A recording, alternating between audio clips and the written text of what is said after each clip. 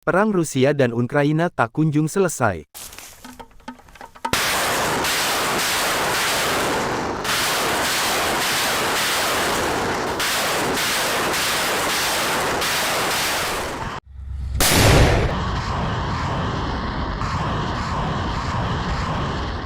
Penasihat Presiden Ukraina, Mikhailo Podolyak, mengatakan bahwa operasi pendahuluan telah mulai membuka jalan bagi serangan balasan terhadap pasukan pendudukan Rusia.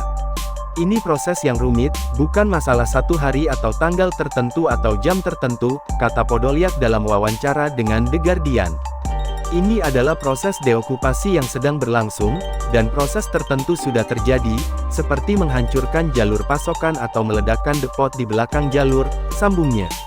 Home Asia Pasifik Eropa Amerika Timur Tengah Afrika Indeks Home Eropa intensitas meningkat, Ukraina, langkah pertama serangan balasan telah dimulai berlianto Minggu, tanggal 28 Mei tahun 2023 pukul 10.15 waktu Indonesia Barat intensitas meningkat, Ukraina sebut langkah pertama serangan balasan telah dimulai. Foto ilustrasi A.A. Akiv, penasihat Presiden Ukraina, Mikhailo Podolyak, mengatakan bahwa operasi pendahuluan telah mulai membuka jalan bagi serangan balasan terhadap pasukan pendudukan Rusia.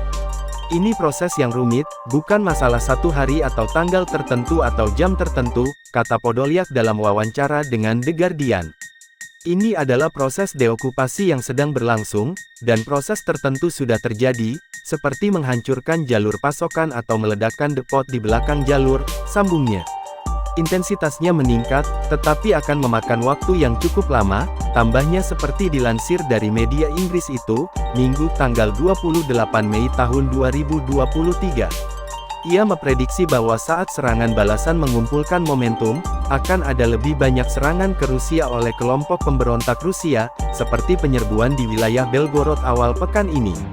Cuaca kering yang panjang telah mendorong antisipasi serangan balasan, seperti halnya serangan oleh kelompok pemberontak Rusia yang didukung Ukraina ke Belgorod, kemungkinan dimaksudkan untuk menarik pasukan dan peralatan menjauh dari garis depan di Ukraina.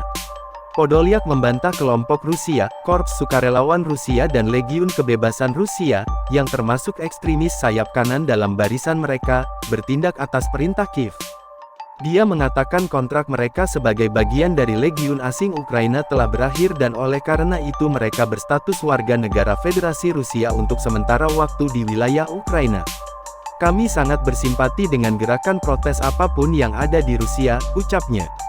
Karena rezim otoriter ada di Rusia, bagaimana kita bisa mencegah warganya sendiri melakukan sesuatu tentang hal itu? Dia bertanya.